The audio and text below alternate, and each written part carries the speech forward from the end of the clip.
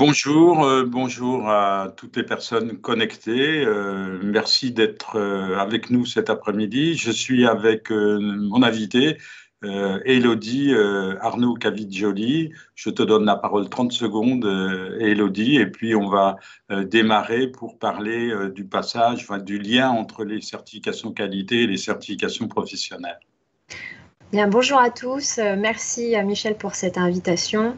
Effectivement, l'enjeu de notre webinaire est de vous présenter la corrélation qui se fait entre le référentiel qualité Calliope, qui devient donc obligatoire pour tous les OPAC à partir du 1er janvier 2022, et donc les exigences des répertoires nationaux de France Compétences. Donc un webinaire à enjeu, et merci à tous d'être avec nous cet après-midi. Alors, c'est parti. Voilà le sommaire un petit peu de ce webinaire, de cet atelier. 5 parties, certification professionnelle ou certification qualité. Comment, partie 2, dès la conception de la formation, on peut commencer à penser à la création d'une certification professionnelle. Partie 3, comment on peut créer, installer et valoriser une certification professionnelle. Ensuite, une fois qu'elle existe, à faire enregistrer à France Compétences, au répertoire national ou au répertoire spécifique. Et puis enfin, assurer son suivi opérationnel pour être sûr qu'elle aura des chances d'être renouvelée au moment où il faudra qu'elle soit renouvelée. Alors, partie 1, certification professionnelle ou certification qualité. Le mot certification tout seul ne signifie rien. C'est un peu comme le mot évaluation. Quand on dit évaluation, tout le monde entend évaluation de la satisfaction par les stagiaires. Non, des évaluations, on en fait plein. L'évaluation des acquis à l'entrée, des acquisitions à la sortie, etc. Certification, c'est pareil. Quand on a dit certification, de quelle certification est-ce que je parle? De la certification qualité ou d'une certification professionnelle? Alors, voilà, nous avons dans la certification qualité plusieurs façons de travailler les certifications qualité. La première, ce sont des normes, des procédures avec les normes ISO au niveau international, CO au niveau européen, NF au niveau français. Et puis on a aussi une façon d'évaluer la qualité par les processus, et c'est ce que nous avons avec Calliope. Alors je vais parler d'abord un petit peu de la certification qualité, puis Élodie va nous parler un petit peu après de la certification professionnelle. Et cet après-midi, on va faire le lien en permanence entre ces deux-là. Voilà. Alors, dans Calliope, le prestataire est audité par une personne qui est mandatée par un organisme certificateur qualité. Et vous, si un jour vous avez une certification professionnelle enregistrée au répertoire national ou spécifique, vous serez aussi organisme certificateur de formation professionnelle, de compétences. Voyez, et donc, vous ne serez pas pour autant certificateur qualité. Donc, le mot certificateur s'applique pourtant aux deux. Donc, par rapport à Calliope, ce sont les prestataires de développement des compétences, c'est-à-dire organismes de formation, centre de bilan de compétences, centre de VAE et centre d'apprentissage. Et une des premières choses que l'on vous demande dans Calliope, indicateur 5, c'est est-ce que vous avez défini des objectifs opérationnels et évaluables? Petite règle de couleur pendant tout ce webinaire. Quand vous voyez des cases en vert, c'est qu'elles sont utiles pour préparer la certification qu'on envisagera de déposer au répertoire. Voilà. Alors, j'ai défini les objectifs opérationnels et évaluables. Alors, si j'ai une formation non certifiante, je peux évaluer mes acquisitions en fin de formation avec un QCM, un exposé. Enfin, je fais un petit peu des choses relativement légères, mais je peux aussi décider pour certaines formations de faire un vrai examen et puis de faire valider cet examen par un jury d'examen. Ce n'est pas la peine d'attendre que ma certification soit enregistrée au répertoire national ou au répertoire spécifique pour faire ça. Je peux le commencer dès que j'ai défini des objectifs opérationnels et évaluables. Je peux décider d'évaluer avec un examen validé par un jury. Voilà. Et donc, je vais vérifier l'aptitude d'obtenir la certification professionnelle qui sera visée par la prestation de la formation. Et c'est moi qui vais définir la certification professionnelle. Et c'est là où intervient le deuxième champ, et je laisse la parole à Élodie pour qu'elle nous parle de certification professionnelle. Donc, en effet, comme on l'a vu, les répertoires France Compétences demandent à ce qu'il y ait une évaluation des objectifs opérationnels, et donc ces mêmes objectifs doivent être donc évalués. Petit rappel, lorsqu'on parle des répertoires de France Compétences, il en existe deux. On vous parle de RNCP, de RSCH avec Michel, simplement pour le verbatim, répertoire national des certifications professionnelles. On vulgarise en disant que nous allons parler de formation diplômante. Une récente note de France Compétences a permis l'appellation diplôme. Donc pour tous les titres, certification, enregistré au répertoire national des certifications professionnelles, il s'agira de formation visant l'acquisition des compétences pour exercer un métier. Donc on sera sur un diplôme. L'autre répertoire, le RSCH, le répertoire spécifique des certifications et habilitations, lui se concentre sur la certification de compétences. On n'est plus dans ce qu'on appelle la certification professionnelle, on est dans la certification de compétences. Pourquoi ? Parce qu'il va s'agir d'aller isoler la compétence spécifique à acquérir pour devenir encore plus expert dans son métier, ou bien ce sera une compétence transversale, on dit transversale, à plusieurs métiers. Donc déjà, on a distingué donc, ces deux répertoires. Dans la suite des slides, on reviendra sur cette sémantique.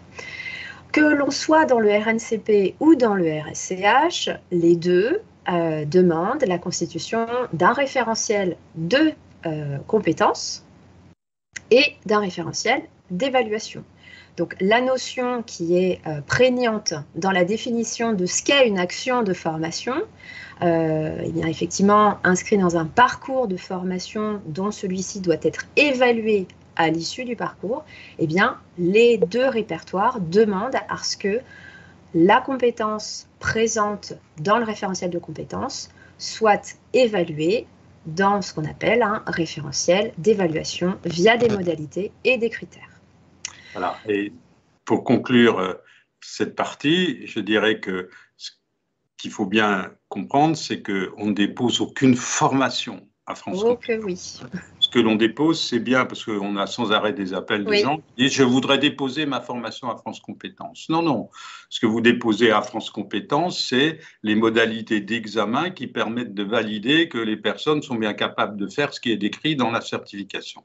Et donc, ce que l'on dépose, c'est une certification de compétences ou un bloc de compétences avec un diplôme ou un titre à finalité professionnelle. Voilà. Alors, je reviens sur la première partie de la slide précédente, j'insiste sur l'indicateur 5 du référentiel du critère 2 du référentiel national qualité qui dit le prestataire définit. Le mot-clé de cette phrase, c'est défini.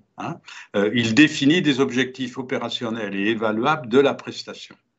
Bien, mais encore, qu'est-ce que ça veut dire, des objectifs opérationnels et évaluables? D'abord, il faut qu'on définisse une action concrète. Élodie va vous parler sur les flèches rouges, parce que ce qui est écrit dans les flèches rouges vient d'un document qu'elle nous a produit par ailleurs. Donc, les objectifs opérationnels, c'est des actions concrètes, gestes professionnels, postures professionnelles. On doit avoir un but clairement identifié, ce but atteignable et évaluable. Atteignable signifie qu'il ne faut pas que je mette la barre trop haut et il ne faut pas que je la mette trop basse non plus. Donc, il faut bien que j'évalue quand même la façon dont mes buts sont... et puis, il faut que j'évalue en permanence aussi que les buts que je cherche à faire atteindre sont bien en phase avec le marché du travail. Ce n'est pas la peine de former des gens sur des choses qui sont obsolètes et qui n'ont plus cours, qui n'ont plus lieu d'être. Donc, il faut aussi que je sois en veille par ailleurs. Mais donc, j'ai un but qui est clairement identifié, atteignable et évaluable. Et je peux évaluer les aptitudes indispensables pour être opérationnel, pour faire telle ou telle action, et puis les compétences professionnelles qu'il faut posséder pour faire ou tel geste professionnel ou dans telle et telle situation professionnelle. Je définis des objectifs opérationnels, ça signifie que j'évite des mots qui sont interdits chez France Compétences. Chez France Compétences, il est interdit de dire savoir, comprendre. L'objectif d'une certification ne peut pas être de savoir quoi que ce soit, ni de comprendre quoi que ce soit, puisque, en fait, la certification consiste à vérifier que vous êtes en capacité de faire quelque chose. Donc, si vous savez le faire, c'est que vous le savez et que vous avez compris. Voilà. Donc, l'objectif de la formation est effectivement de comprendre. C'est comprendre, d'accord, mais dans quel but final, pour quelle opération à la fin? Et si je ne définis pas ça, ça n'est pas opérationnel. Voilà. Et donc, il faut que tout ça soit clairement identifié et communiqué effectivement à nos apprenants. Je laisse la parole à Élodie pour les deux flèches rouges. Oui, ces flèches rouges, en fait, vous précisent les exigences, un verbatim, voilà, une vulgarisation, disons-le comme ça, de ce qui est attendu au critère 2, en fait, de France Compétences, lorsqu'on dépose une certification au répertoire. Donc, pour faire le lien entre ce qu'on disait, les indicateurs Calliope et ce fameux critère 2, attendu par France Compétences, eh bien, ça va passer par le fait de recenser la liste de l'ensemble des activités professionnelles qui s'accomplissent en situation de travail. Donc, que ce soit pour le RNCP ou le RS, là, pour le coup, on ne vise pas l'un ou l'autre répertoire. Lister ces activités, comme on l'a dit tout à l'heure, c'est observer le travailleur en situation de travail. Que fait-il? D'accord? Quelle est son activité? Quelles sont ses activités? Mettez en avant effectivement les problématiques que ce travailleur rencontre lorsqu'il est en situation de travail et exposez clairement le contexte, l'environnement dans lequel se développe cette compétence. Rappelons-le, on le verra aussi dans une autre slide, mais les modalités d'écriture en compétences. Comment fait-on aujourd'hui pour écrire en compétences? On le disait en introduction du webinaire, on ne dépose pas, je pense que voilà, ceux qui en doutaient vont avoir la confirmation grâce à nous, grâce à ce webinaire. On ne dépose pas un programme de formation. Dans un programme de formation, qu'est-ce qu'on va trouver? On va trouver des objectifs pédagogiques. Certes, on s'approche de la notion de compétence, mais pour France Compétences, pour être éligible effectivement à l'inscription au sein des deux répertoires, quels qu'ils soient, il faut que vous sachiez écrire en compétences. Et cette modalité d'écriture n'est autre que celle qui vous est notifiée au sein de la seconde flèche. Le système suivant, un système mathématique, un verbe d'action qui va préciser l'action. Ensuite, le moyen. Donc, on rappelle, l'action, c'est quoi? C'est l'activité de ce fameux travailleur. Le moyen de développer, eh bien, ça va passer par ses outils. Quels sont ces outils de travail? Je parlais tout à l'heure de contexte, d'environnement dans lequel le travailleur exerce son activité. Eh bien, ce sont ces outils de travail, ce sont ces moyens de pouvoir justement exercer cette compétence, de pouvoir exercer et réaliser cette activité. Et enfin, la finalité. Pourquoi est-ce que ce travailleur fait cette activité? Quelle est la raison d'être de cette activité? Quelle finalité vise-t-on? Quel est son objectif principal? Voilà. En ayant fait ce travail-là, et j'ai envie de dire, même si vous ne souhaitez pas aller vers les répertoires, lorsque vous penserez justement votre mise en conformité à Calliope, ayez cette logique d'esprit lorsque vous allez rédiger vos programmes de formation. Car à partir du moment où vous aurez ciblé vos objectifs pédagogiques qui apparaissent à vos programmes de formation, vous allez donc devoir, je ne me trompe pas de verbe, vous allez devoir proposer des modalités d'évaluation. Eh bien, rien de tel que de penser à l'écriture en compétences pour savoir, eh bien, qu'est-ce que je vais évaluer? Est-ce que je vais évaluer l'utilisation des outils de travail, donc les fameux moyens de développer la compétence?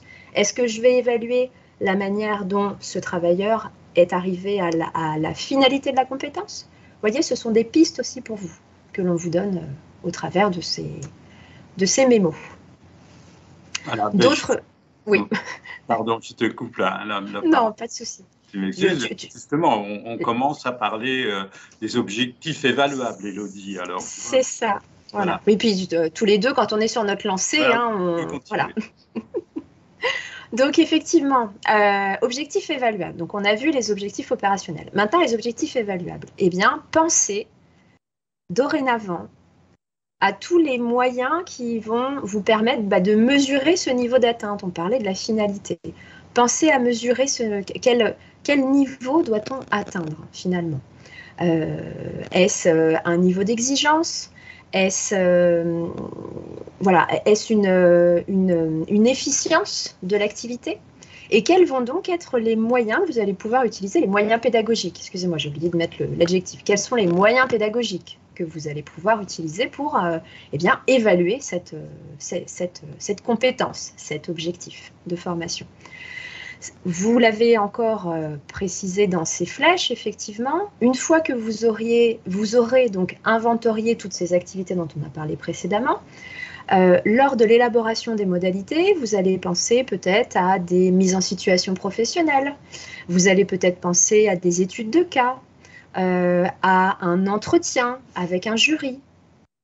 Vous voyez, tout ça, ce sont effectivement des modalités d'évaluation qui sont utilisées au quotidien dans une action de formation. Quand on est organisme de formation, on est doté de tout un tas de moyens d'évaluation.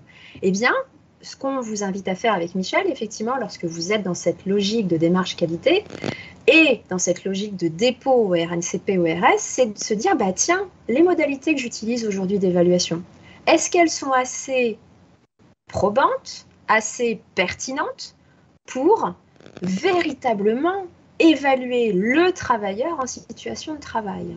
Est-ce qu'une mise en situation est la meilleure modalité d'évaluation qui soit pour évaluer tel ou tel objectif? Peut-être que dans certains cas, une étude de cas suffira, mais peut-être que dans un autre cas, il s'agira effectivement de mettre en avant une mise en situation professionnelle.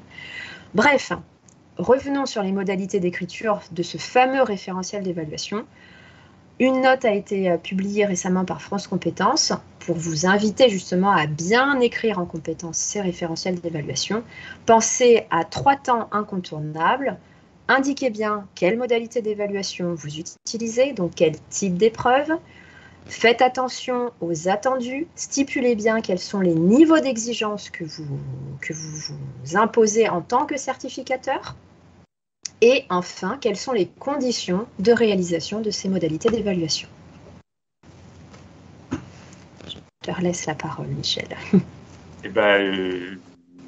Merci. Alors, là, on a travaillé sur Calliope principalement. Le thème, c'était de dire, pensez à ce qu'on vient de vous expliquer dès Calliope, avec le fait qu'à l'indicateur 5, on vous demande d'avoir des objectifs opérationnel et évaluable, et puis qu'à l'indicateur 11, on vous dit, comment vous évaluez maintenant ces objectifs opérationnels et évaluables? Quand vous faites l'architecture de ces 2 indicateurs, 5 et 11, et que vous commencez à dire ce qu'on vient de vous expliquer, à réfléchir en véritable examen, etc., vous commencez à vous approcher un petit peu d'un futur dossier RNCP ou RS.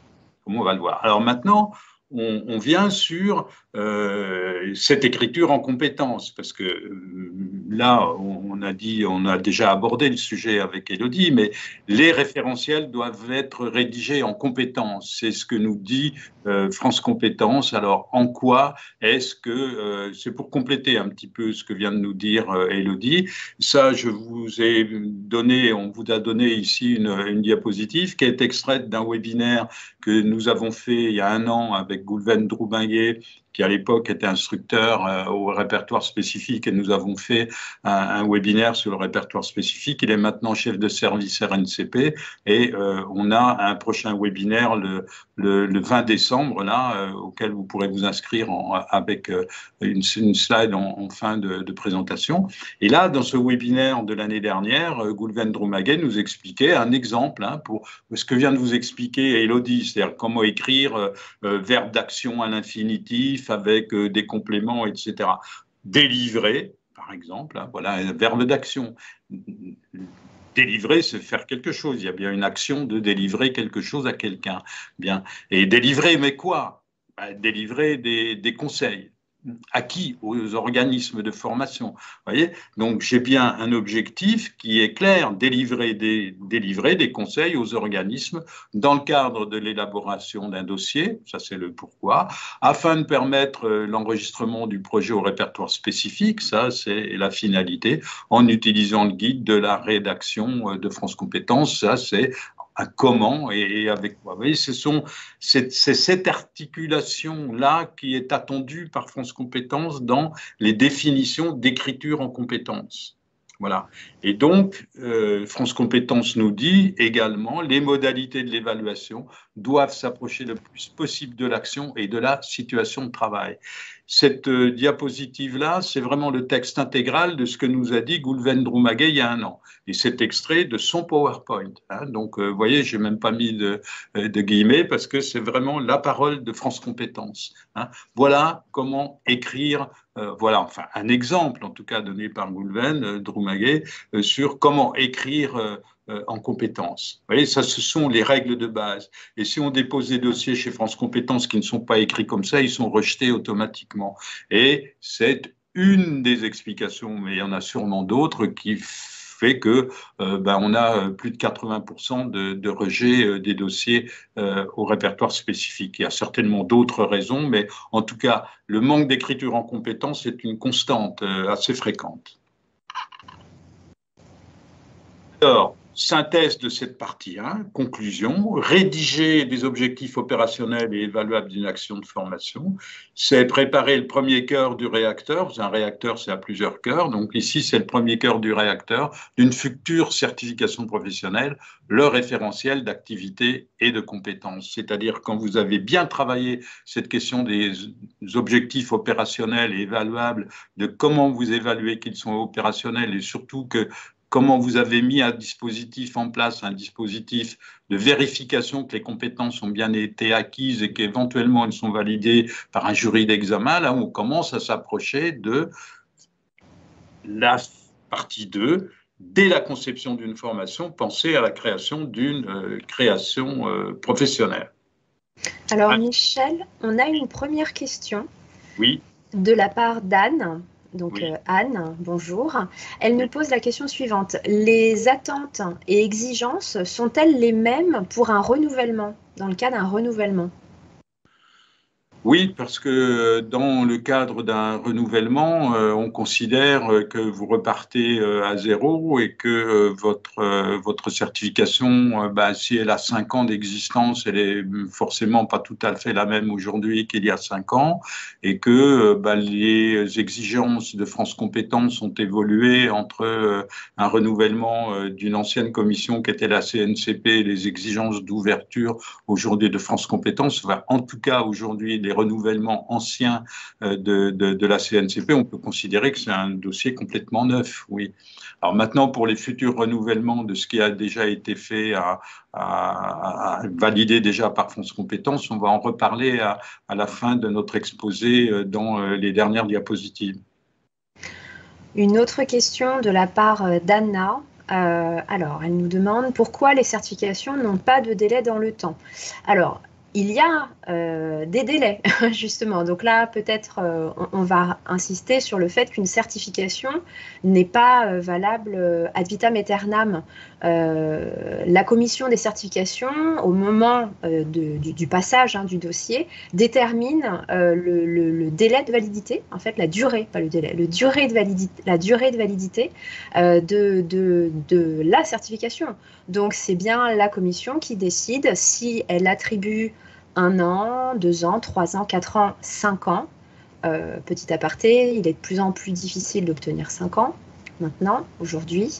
Mais il y a bien une durée de validité. D'accord. Donc, Anna, pour répondre à votre question, il y a bien une durée de validité et elle est notifiée dans le rapport délivré par la commission des certifications.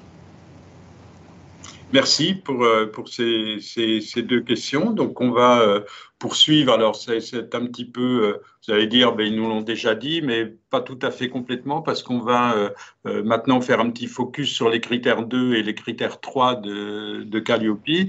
Dans le critère 2, vous avez quand même associé le critère 5 et le critère 7. En réalité, l'indicateur 5 et l'indicateur 7, pardon, pas critère, mais indicateur, l'indicateur 5 et l'indicateur 7 du critère 2. En fait, l'indicateur 5 s'applique si ce n'est pas une formation certifiante et c'est vous qui avez défini les objectifs opérationnels et évaluables. Mais même si vous n'êtes pas concerné par le 7 parce que vous ne conduisez pas, la formation que vous faites ne conduit pas à une certification certifiante, c'est-à-dire déjà enregistrée au répertoire national, de la certification professionnelle, vous pouvez quand même si vous travaillez l'indicateur 5, avoir en tête l'indicateur 7 et dire, et si c'est moi qui fais ma certification professionnelle et je commence de la concevoir, il faut bien que dès mon indicateur 5, je commence à me préoccuper de l'adéquation des contenus que je vais mettre en place avec la future certification que je vais mettre en place. Et donc, c'est intéressant de ne pas évacuer comme ça l'indicateur 7 en disant ben, je ne suis pas concerné. Voilà. S'intéresser à comment il est rédigé, comment il fonctionne, c'est aussi se mettre dans les conditions de créer sa future certification. Donc là, il faut définir les aptitudes qu'il faut avoir pour être opérationnel, les compétences qu'il faut disposer. Conseil, liste des activités professionnelles à accomplir. Alors pour ça, ben, il faut être en veille. Alors là, votre indicateur 24 de veille sur le champ d'intervention sur lequel vous intervenez est précieux parce que vous allez voir les évolutions aussi des compétences. Les compétences, elles évoluent tous les 6 mois dans certains secteurs. Bien. Alors, à un moment donné, quelles compétences faut-il avoir, quelles tâches faut-il faire pour délivrer cette action de formation. Voilà. Problématique éventuelle sur la mise en œuvre, c'est ce que je viens de dire, c'est l'indicateur 24 nous dit, voilà, je suis attentif, si j'interviens sur le domaine du bâtiment, je dois être attentif à l'évolution des compétences dans le bâtiment. Si j'interviens sur le domaine de la bureautique ou de l'informatique, eh bien, ça évolue tellement vite, ben, je ne peux pas délivrer des compétences qui seraient obsolètes. Voilà. Alors, je passe la parole pour le critère 3 à notre amie Élodie. Sur l'indicateur 11, qui est évaluation. Simplement pour revenir un tout petit peu sur ta slide précédente, tu vois, je pense, Michel, qu'il faut qu'on informe aussi l'importance de l'indicateur 7 pour les organismes qui souhaiteraient rentrer en partenariat. On a de plus en plus de demandes, effectivement. Les organismes sont de plus en plus nombreux à vouloir aller sur le RS notamment, et n'ayant pas d'instruction de leur dossier, finalement se tournent vers le partenariat pour justement pouvoir bénéficier d'un programme de formation certifiante. Ça rejoint une des questions que nous pose Patrice, notamment sur les délais d'instruction. Voilà, on abordera cette notion-là. Mais juste un point en synthèse de la slide précédente, c'est ceux qui souhaitent aller sur le partenariat, ceux qui souhaitent solliciter un certificateur pour se porter volontaire à la dispense de la formation certifiante couverte par un RNCP ou un RS, il faudra dans tous les cas faire ce tableau de correspondance, ce fameux tableau croisé entre votre référentiel de formation que vous proposez donc au certificateur, qu'il devra valider, et donc son référentiel de certification. Vous montrez cette capacité à l'ingénierie de certification, c'est comme ça que ça s'appelle, de l'ingénierie de certification. Vous montrez votre capacité à aller vers cette ingénierie et donc à favoriser le partenariat. Alors, merci pour cette précision. Le Dieu, et oui. Donc, effectivement, pour notre critère 3, et notamment donc, l'indicateur 11. Donc, pour info, en fait, ce qui est attendu, c'est véritablement la capacité de vérifier qu'il y a une vraie adéquation entre eh bien, les objectifs de la certification visée et la modalité d'évaluation, être en capacité de proposer la meilleure modalité d'évaluation avec le meilleur critère d'évaluation qui soit pour dire bien oui, le candidat a atteint effectivement les objectifs. Et là, on est au niveau Calliope. Notre discours est sur les deux logiques de certification, mais à la base, Calliope, c'est ce qu'elle souhaite, c'est ce que souhaite voir l'auditeur, l'auditrice.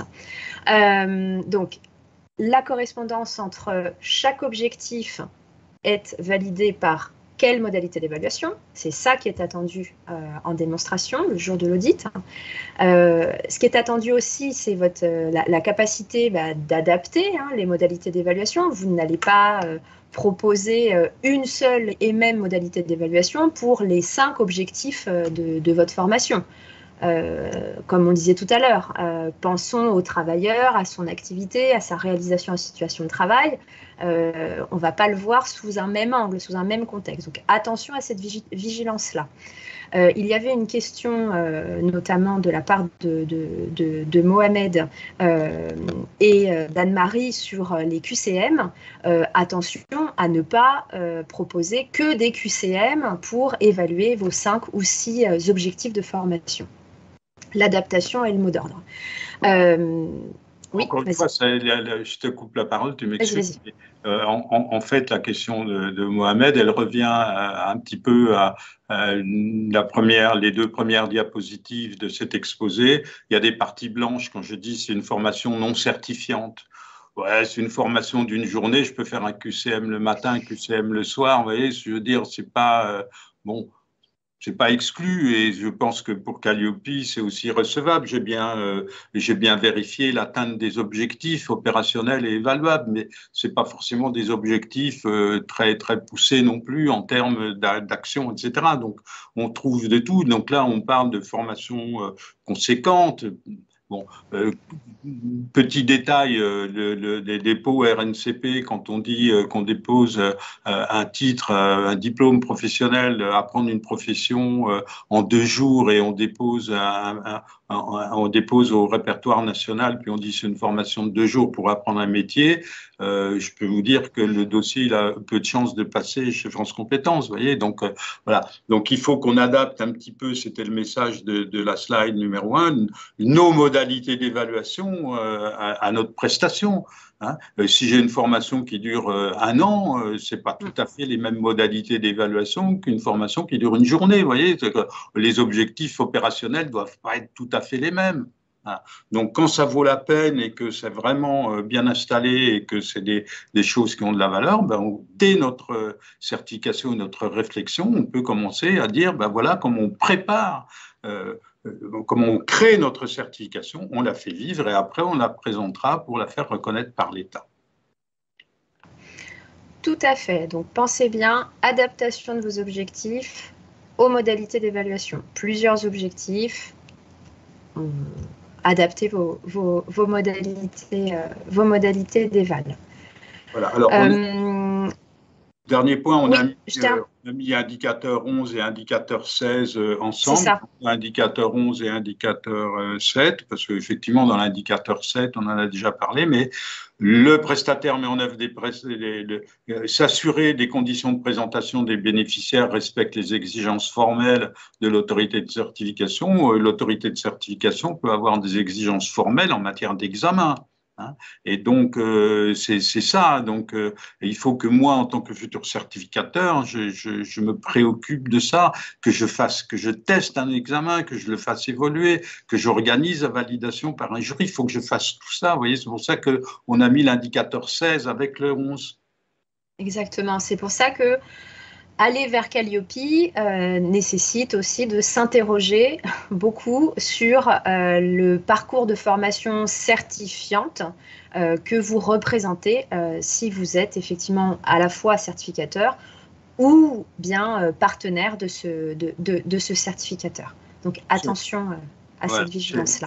J'aime beaucoup l'aspect que tu soulèves, Élodie, sur le fait d'être partenaire, parce qu'effectivement, comme le ticket d'entrée est quand même très élevé chez France Compétences, il y a des possibilités de trouver des partenariats à condition de trouver des certificateurs qui acceptent, et de mon point de vue, ils auraient bien tort de refuser. Mais enfin bon, c'est un autre sujet qu'on n'abordera pas cet après-midi. Alors, conclusion de la partie 2, concevoir un processus de certification d'examen dès l'ingénierie de formation. C'est-à-dire que dès lors que vous commencez à faire votre conception de la formation, vous pouvez commencer à concevoir un processus de certification et d'examen. Vous préparez le deuxième cœur du réacteur d'une future certification professionnelle, c'est-à-dire le référentiel d'évaluation. Ce qu'on vous demande lors d'un dépôt à France Compétences, c'est un référentiel d'activité de compétences et d'évaluation. Activité et compétences, on l'a vu dans la partie 1, évaluation, on vient de le voir dans la partie 2.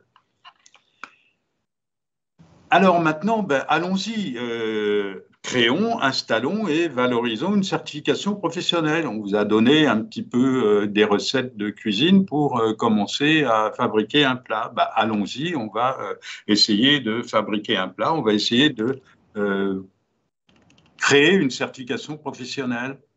Alors, attention, détenir Calliope est un prérequis obligatoire pour devenir organisme certificateur chez France Compétences. Et attention, les objectifs opérationnels et évaluables doivent être mesurables et durables pour la certification. Donc, certification Calliope, on va voir ça. L'action de formation se définit comme un parcours pédagogique permettant d'atteindre un objectif professionnel. C'est un peu une redite de tout ce qu'on dit depuis un peu plus d'une demi-heure.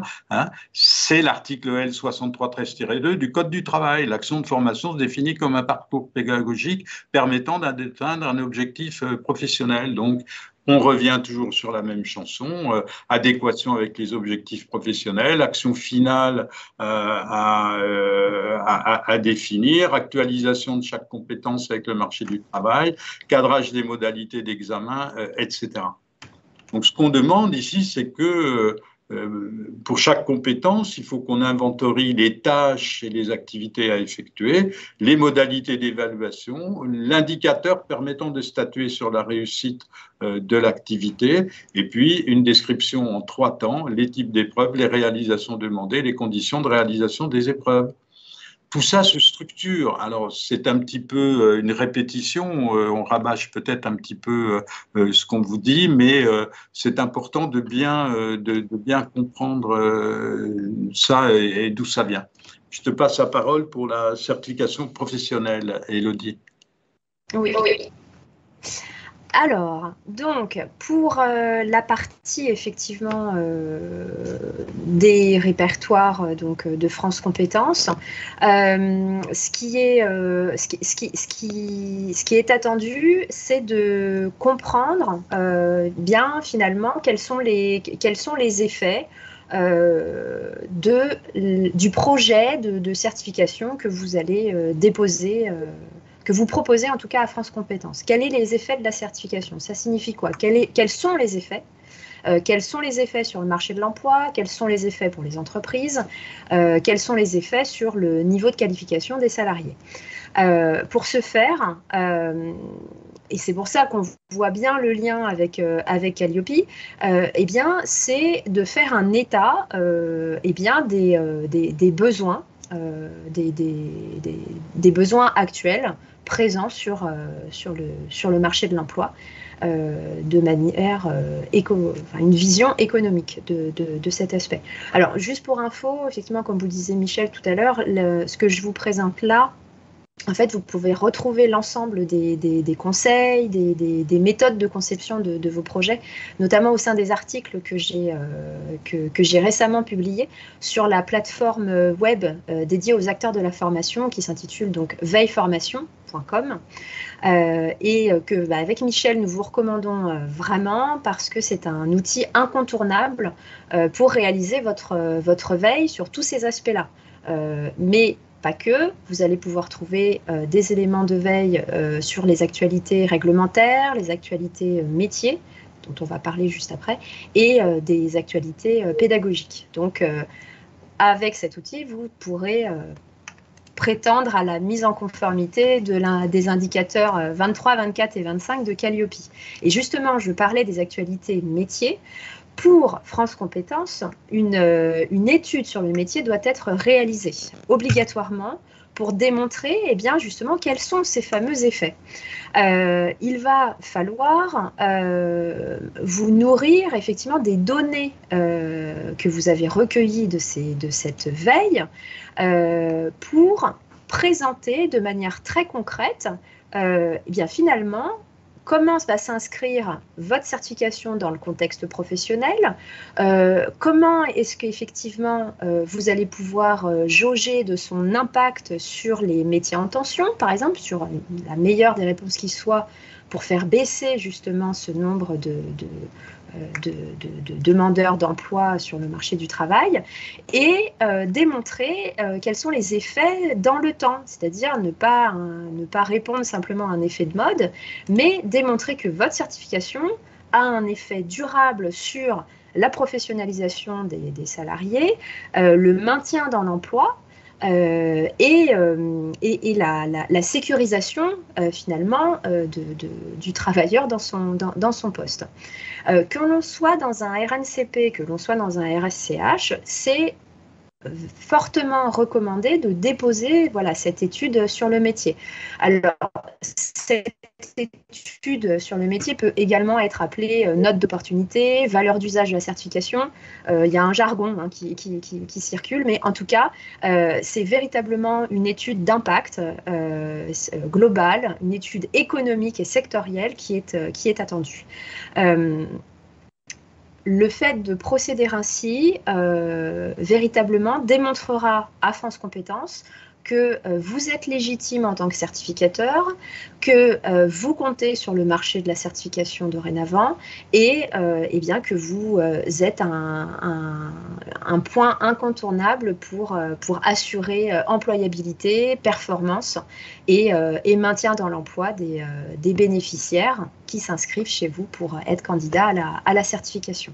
Donc véritablement, il y a un vrai croisement qui est fait entre Calliope qui demande à ce que vous assuriez cette veille réglementaire, métier, pédagogique, et votre capacité à incorporer ces éléments, vous savez, d'un indicateur, les 3, 23, 24, 25, réaliser la veille et en tirer les enseignements. Ben voilà, en tirer les enseignements, on est là-dedans, d'accord? Eh bien, vous allez en tirer les enseignements au travers de cette fameuse étude métier, note d'opportunité, valeur d'usage.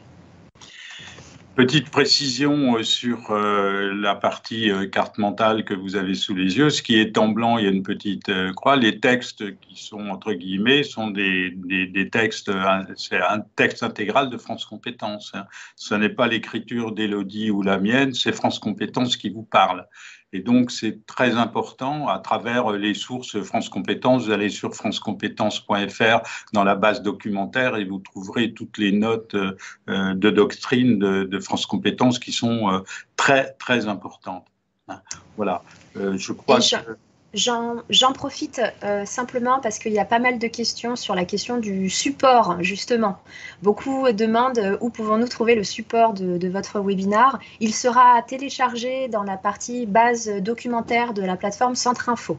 Les équipes Centre Info sont en train de les déposer ou ça a été fait tout récemment. Donc, à l'issue du webinaire, en tout cas, vous pourrez le télécharger. Voilà, puis vous pourrez nous écrire pour qu'on vous l'envoie éventuellement si vous avez des difficultés. Merci pour ces questions. Conclusion de la partie 3. S'il est déjà écart, il nous reste une demi-heure après pour répondre à des questions et terminer la partie 4 et la partie 5. Donc, créer, tester, valoriser sa certification professionnelle.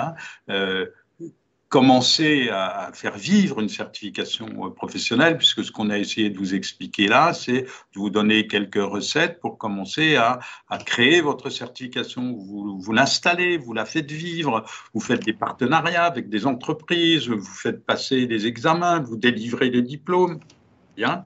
Et là, vous avez commencé à préparer des preuves de respect des prérequis de la reconnaissance officielle, hein.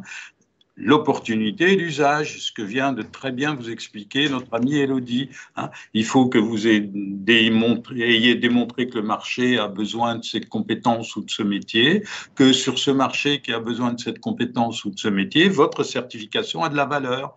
Eh bien, vous avez commencé à démontrer que cette certification a de la valeur, puisque vous avez déjà eu des stagiaires qui ont déjà passé l'examen, qui ont déjà obtenu le diplôme, et ils viennent donner témoignage de à quoi ce diplôme leur a servi. Et puis, pour le RNCP, il y a des règles encore un petit peu plus précises que l'on va voir dans quelques instants.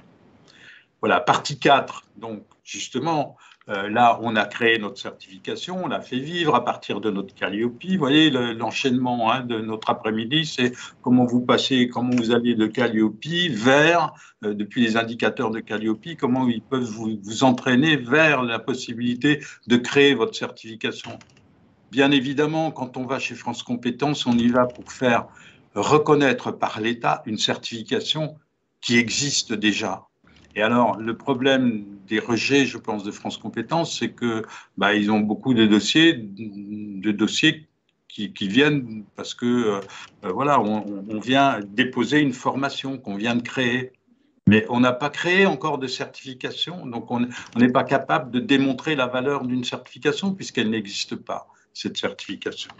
Alors, enregistrer une certification au registre au RNCP ou RS, vous avez le lien qui vous conduit vers la plateforme de dépôt. Alors, là, maintenant, on n'a plus de bavardage, on est juste avec... on va voir hein, le délai, hein, puisque quelqu'un nous a posé une question sur le délai. Ça va être la slide suivante. Alors, Élodie, on va bavarder un petit peu sur cette slide tous les deux. Ma certification existe-t-elle ? Alors, quelles sont les questions à se poser? Voilà. C'est exactement ça. Donc, est-ce qu'elle existe? Alors, effectivement, pourquoi cette question? Parce qu'au moment du dépôt, justement, que ce soit au RNCP-RS, vous l'avez compris, on parle bien des deux, il y a ce qui s'appelle une étude de comparabilité. En fait, on vous demande, dans le dossier, de présenter les certifications comparables. Donc, effectivement, il va falloir faire, faire un état des certifications qui sont totalement semblables à la vôtre ou partiellement semblables. Donc, première des questions à se poser. Alors, ce n'est pas parce qu'elle est déjà existante que le marché est fermé et que vous ne pouvez plus du tout déposer. La concurrence est libre.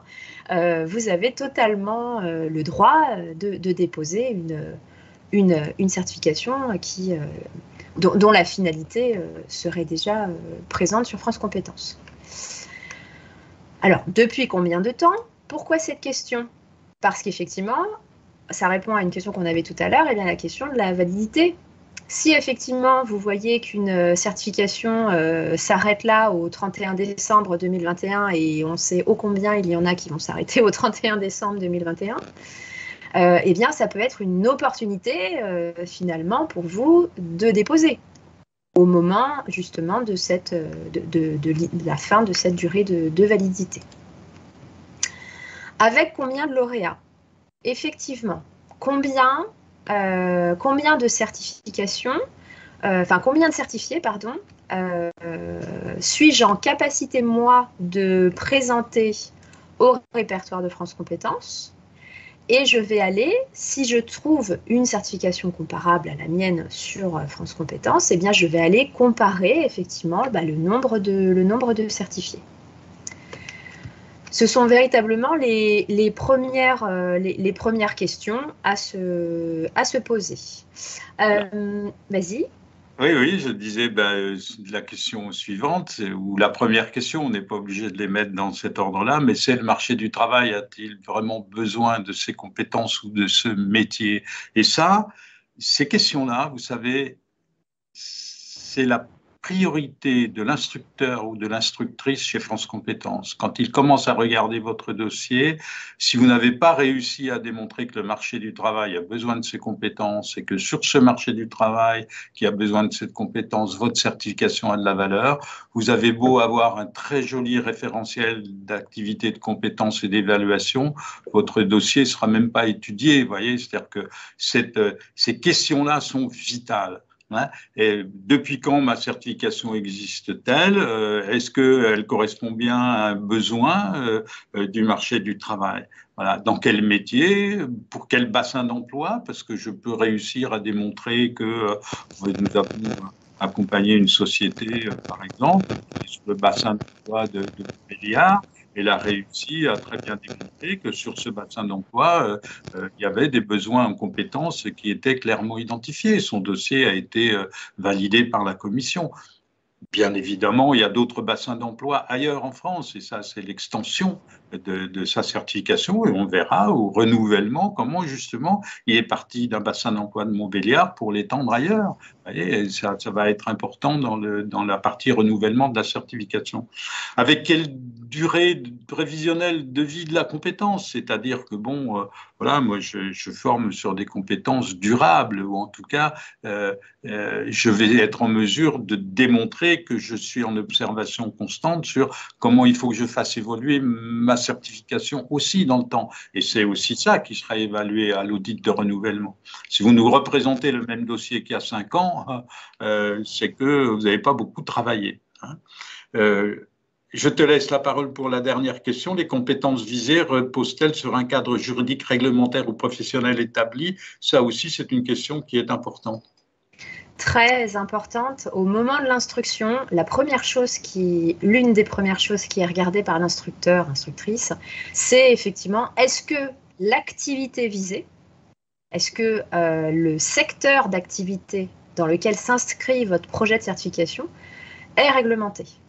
Si vous n'avez pas fait de recherche, si vous n'avez pas assez de données, si vous n'avez pas été fouillé ce qui se trame au niveau, ce qui se trame, ce n'est pas négatif quand je dis ça, mais ce qui se joue au ministère de l'Intérieur, au ministère de la Santé, au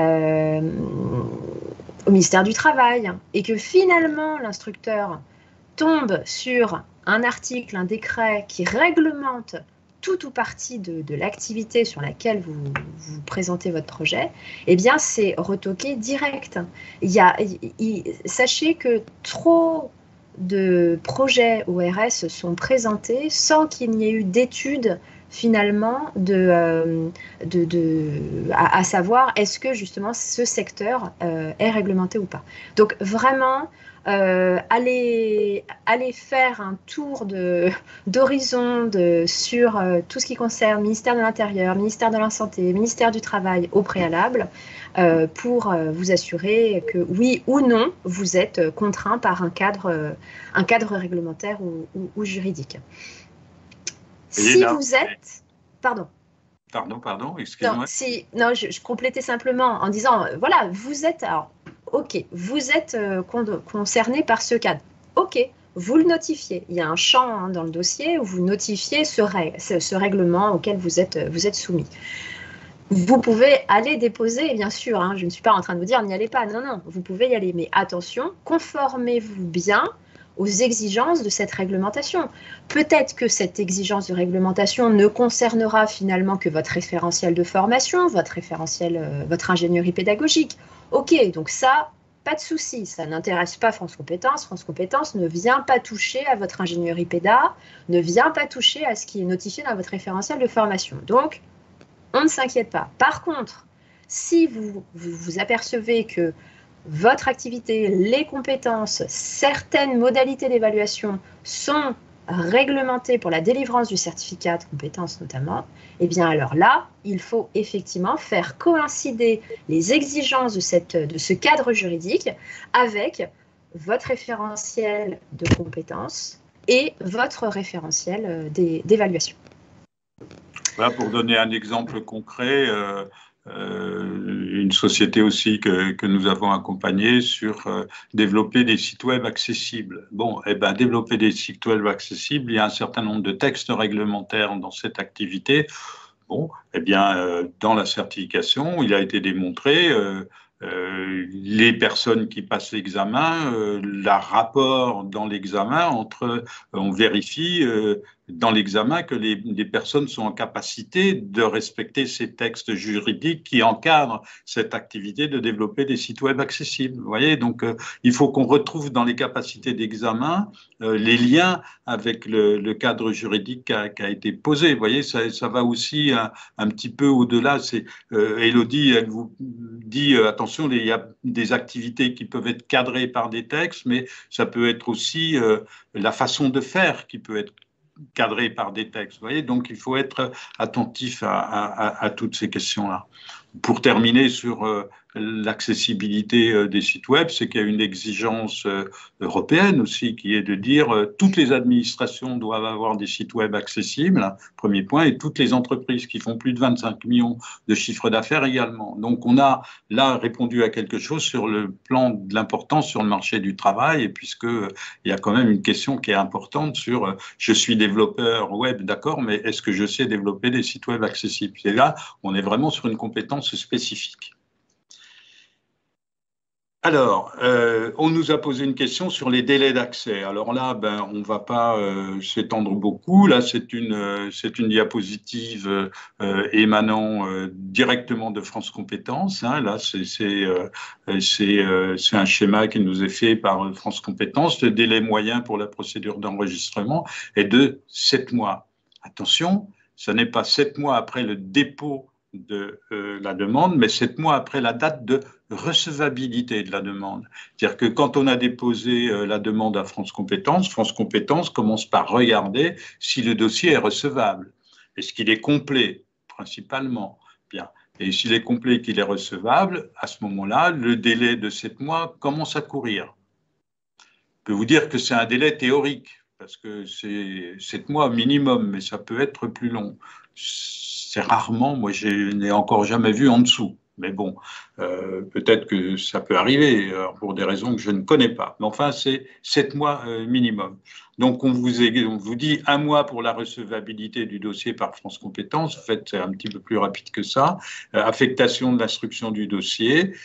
Alors, quand on vous dit affectation de l'instruction du dossier, vous n'avez aucun rapport avec personne. France Compétences est silencieux et vous pouvez leur écrire, essayer de les appeler, etc. Personne ne va vous répondre. Et puis, c'est seulement au moment où le dossier va passer en commission que vous allez avoir votre instructeur ou votre instructrice qui va vous appeler. Et puis, il vous appellera peut-être jamais. Et puis, un jour, vous allez recevoir une lettre recommandée de France Compétences en disant « Votre dossier a été rejeté ». Et vous n'avez jamais eu un entretien avec personne. Alors à ce moment-là, on vous dit, bah, vous pouvez contacter votre instructeur pour qu'il vous explique. Et puis voir, la décision n'est pas susceptible de recours hiérarchique et la seule solution que vous avez, c'est d'aller devant le tribunal administratif pour contester la décision. Vous avez 2 mois. Sinon, il faut représenter un nouveau dossier aussi rapidement que possible en relation avec l'instructrice. Et en deuxième lecture, disons qu'il y a plus de chances de passer, mais c'est quand même encore tout à fait aléatoire si on n'a pas répondu à toutes les exigences que nous vous avons présentées, enfin que nous avons essayé de vous présenter avec Élodie cet après-midi. Est-ce qu'on a des questions? Oui, justement. Exactement, on a des questions. On a la question donc de Patrice qui nous demande, qui fait un constat effectivement que les délais sont très longs, son dossier ayant été déposé, que les délais sont très longs et que son dossier a été déposé en décembre 2020. Et depuis, pas de date. Alors, j'insisterai sur ce point-là, qui n'explique pas, hein, Patrice, la raison pour laquelle vous n'avez pas de réponse aujourd'hui, mais qui en tout cas peut alimenter quelques idées de réponse. Ce qu'il faut savoir, c'est que depuis, ça va faire bientôt 3 semaines, si mes souvenirs sont bons, un bandeau est affiché sur le site certifpro.francecompétences.fr, donc qui est le site de référence pour déposer son projet. Et en fait, ce bandeau signifie que plus aucun dossier, ni RNCP, ni RSCH, ne sera instruit, ni d'étude de faisabilité, de recevabilité, pardon, ne sera faite avant le 31 décembre 2021.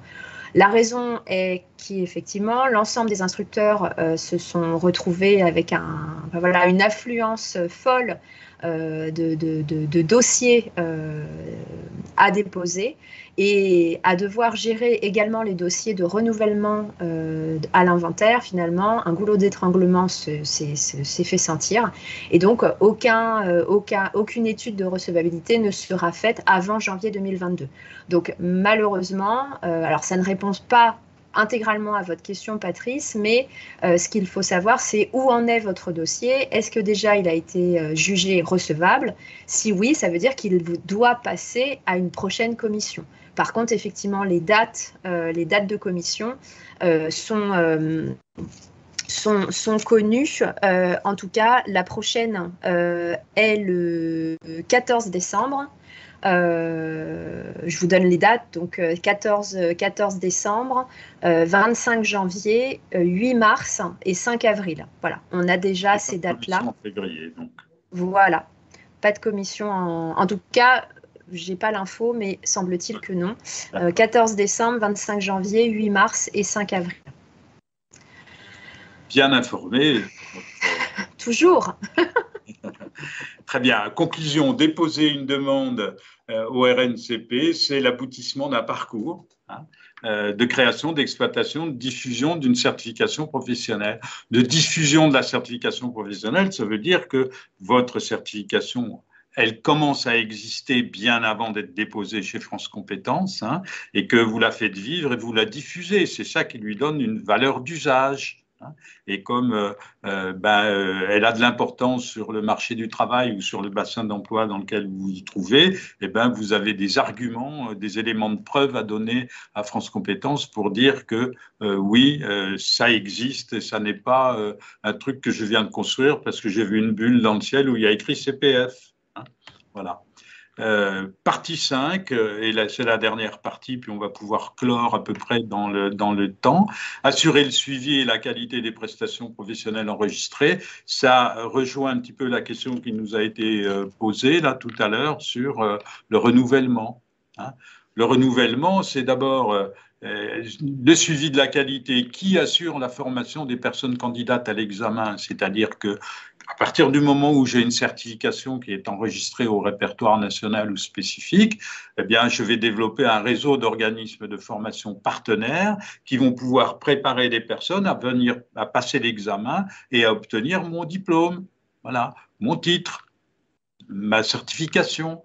Voilà. Alors, il faut que je contrôle la qualité de ces organismes de formation, bien évidemment. Alors, à minima, ils seront Calliope, mais il faut aussi que je décrive à France Compétences de façon un peu sérieuse comment je vais mettre en place des outils de vérification que les organismes de formation sont bien dans les clous par rapport à ma certification. Parce que ma certification, il ne faut pas qu'elle se dévalorise avec des organismes de formation qui feraient n'importe quoi. Je te laisse la parole pour la suite de comment effectuer le suivi économique. Oui, également, on en a parlé tout à l'heure justement sur la partie valeur d'usage, note d'opportunité.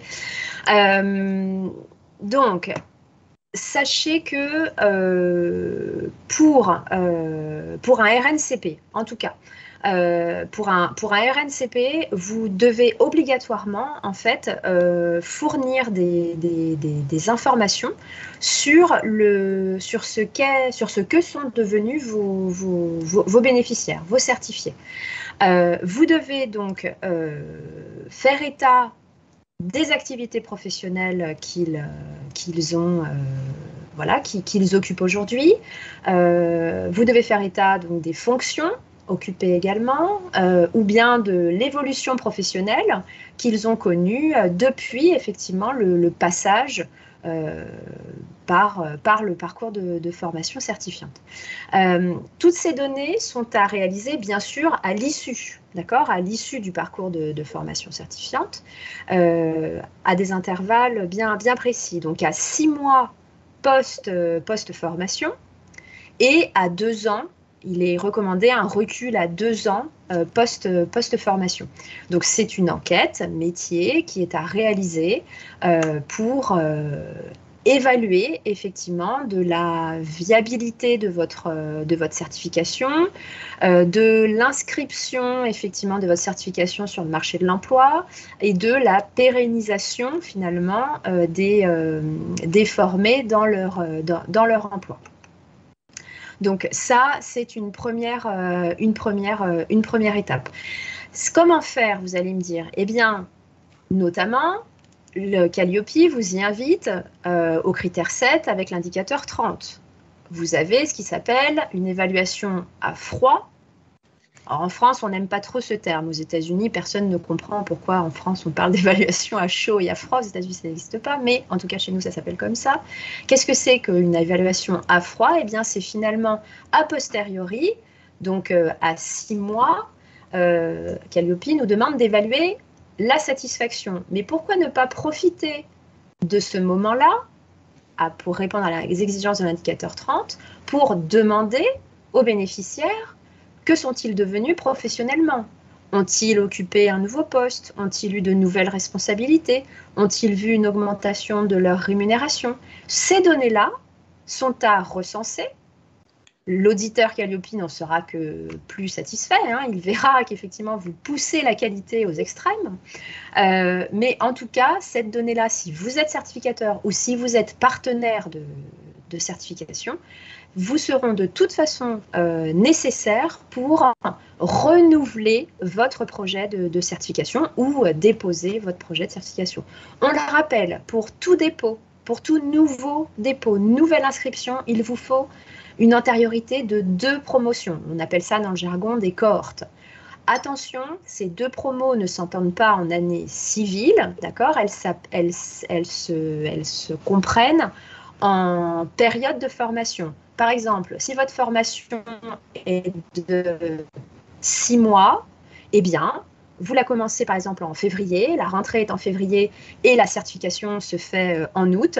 Vous redémarrez une formation en septembre, vous la terminez donc en mars de l'année d'après. Vous n'avez donc pas, si vous me suivez, vous n'avez pas 2 ans à attendre, mais simplement, on va dire 1 an et quelques mois. D'accord? Donc, on parle bien de 2 promos. Et donc, cette étude-là est importante.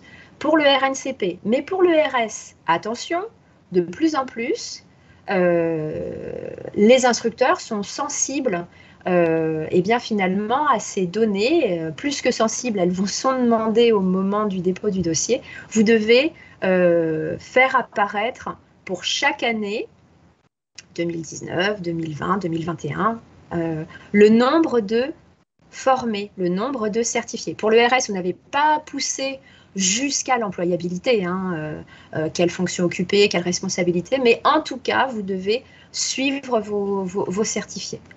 Donc, le mot d'ordre, c'est effectivement l'assurance qualité par-dessus tout, même a posteriori du parcours de formation. Voilà, et donc ces 2 points, réseau d'organismes de formation préparant la certification, le suivi économique et social des lauréats, des personnes qui ont obtenu le diplôme ou la certification. Et puis, dernier point, comment les compétences visées sont-elles mises à jour? C'est-à-dire que comment je fais évoluer ma certification et éventuellement, je suis obligé de signaler ces évolutions à France Compétences de façon régulière. Et c'est ma collaboration aussi avec les entreprises utilisatrices qui me permet de faire évoluer ça, et puis la réglementation et tout ça. Et on revient sur le système de veille de Calliope dont Élodie nous a parlé. On a justement une question de la part de Sophie. Quels sont les critères qui influent sur la durée de validité? notamment du RNCP. Eh bien là, ce qu'on vient de vous présenter, bah, c'est ça. C'est notamment l'insertion durable dans l'emploi. Pour le RNCP, ce n'est que ça. Ce n'est pas tant le nombre de certifiés à chaque promotion. Vous pouvez avoir 8 certifiés, vous pouvez en avoir 30. On n'est pas sur une question du nombre. Mais ce qui influe, c'est une logique mathématique. Il faut que vous prouviez en fait à France Compétences, et c'est vraiment ça la réponse, Sophie, hein, c'est qu'il faut vraiment prouver à France Compétences que 70% de vos formés sont insérés dans l'emploi durablement. D'accord? Déjà que vous avez 70% de retour, donc sur l'ensemble de vos formés, vous avez 100 personnes formées, il faut que vous ayez 70% de répondants à votre enquête. Et sur ces 70% de répondants, il faut que 70% soient durablement insérés dans l'emploi. Durablement, qu'on s'entende bien, ce que j'ai dit tout à l'heure, avec les périodes. Études à 6 mois post-certification, insérés dans l'emploi, et donc à 2 ans, toujours inséré dans l'emploi, pas forcément dans la même entreprise, vous comprenez, c'est inséré durablement dans l'emploi. Il peut y avoir eu un changement de poste ou en tout cas une évolution professionnelle. Avec une précision quand même sur inséré dans l'emploi, c'est première case inséré dans l'emploi, deuxième case inséré dans l'emploi avec des fonctions, enfin, dans un emploi qui correspond aux compétences qui ont été visées par la certification. Parce que je peux très bien avoir une certification de compétences sur un sujet donné, être dans l'emploi, mais faire un emploi qui n'a rien à voir. Donc, combien de personnes sont insérées dans l'emploi et combien de personnes sont insérées dans un emploi ayant rapport avec la certification délivrée, avec les compétences qui ont été attestées par la certification. Voilà, c'est une double chose. Donc, assurer le suivi de la qualité de sa prestation, de sa certification, c'est d'abord faciliter la procédure d'enregistrement. C'est-à-dire, tant qu'on n'a pas encore déposé notre certification ou fait vivre notre certification, on s'assure de son suivi et de sa qualité. D'ailleurs, la façon dont on va suivre ça avec nos tableaux de bord de suivi de la qualité, ça pourrait être un argument fort à donner à France Compétences qui a besoin d'être assuré, puisqu'on ce qu'on demande quand même, c'est une reconnaissance par l'État de ce que nous faisons. Et d'ailleurs, avant, on avait des fois des choses, étaient souvent écrits reconnus par l'État. On arrive un petit peu à ça, c'est reconnu par l'État. Mais là, on n'écrit plus reconnu par l'État. On utilise le logo France Compétences, c'est un répertoire spécifique, ou le logo France Compétences, répertoire national RNCP. Bon, voilà, mais on dit plus reconnu par l'État. Voilà, on a l'autorisation d'utiliser l'un de ces deux logos, mais ça revient au même. Alors, faciliter la procédure d'enregistrement, c'est avoir assuré le suivi et montrer qu'on a les moyens d'assurer ce suivi. Et puis, ça nous facilite aussi la procédure d'enregistrement par rapport à la question qui nous était posée par la personne que tu viens d'évoquer. Voilà, notre webinaire se termine, il est 15h13, enfin 15h12 pour moi. 2 questions encore ou pas? Oui, alors on a une question sur le partenariat. Si nous passons, donc de la part de Tom, Tom nous demande si nous passons par un partenariat, ce délai peut-il être réduit? Alors, qu'on s'entende bien, vous allez demander un partenariat au certificateur. C'est le problème du certificateur, la question du délai. Ce n'est plus votre problème à vous. À partir du moment où le partenariat est officialisé, vous pouvez de fait délivrer la formation.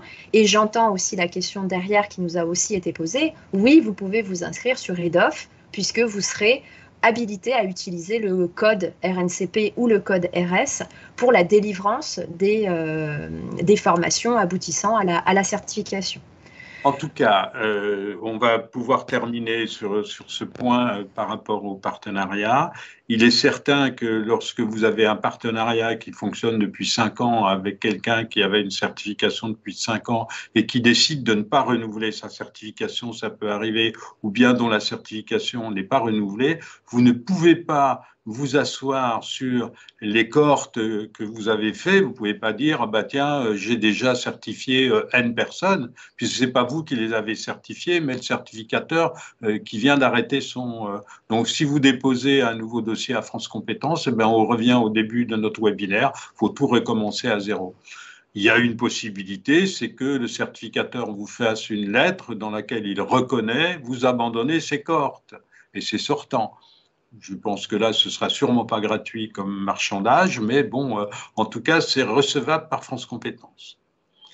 Voilà, pour prolonger cet atelier, nous avons rendez-vous avec Goulven Droumaguet le 20 décembre sur la chaîne qualité et formation professionnelle.fr.